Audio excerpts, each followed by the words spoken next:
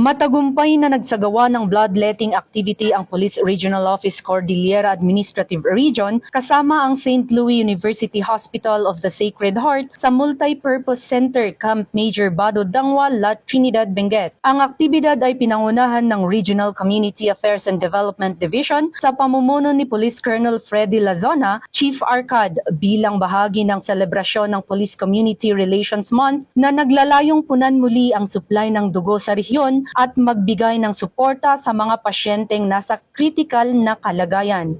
Ipinakita nito ang papel ng PNP hindi lang sa pagpapanatili ng kapayapaan at kaayusan, kundi pati na rin sa aktibong pagtulong sa kalusugan ng publiko at kapakanan ng komunidad. Bilang bahagi ng aktibidad, pinangunahan ni Police Colonel Alex Manlangit, Chief Regional Medical and Dental Unit, at Police Lieutenant Colonel Pelita Tasio, Assistant Division Chief ng ARCAD, ang donation drive kung saan may 26 na individual ang kusang loob na nag-donate ng dugo. Bawat donor ay nagbigay ng 500cc na nagresulta sa kabuuang 13,000cc ng dugo na pakikinabangan ng mga pasyenteng talagang nangangailangan sa pamamagitan ng blood bank ng nasabing hospital. Pinapakita ng aktibidad na ito ang dedikasyon ng ProCar sa pagtulong sa mga nangangailangan at sumasalamin sa mantra ng Chief PNP na serbisyong nararamdaman. Isang serbisyong tunay na nararamdaman ng mga tao sa pamamagitan ng pag-aalaga at malasakit.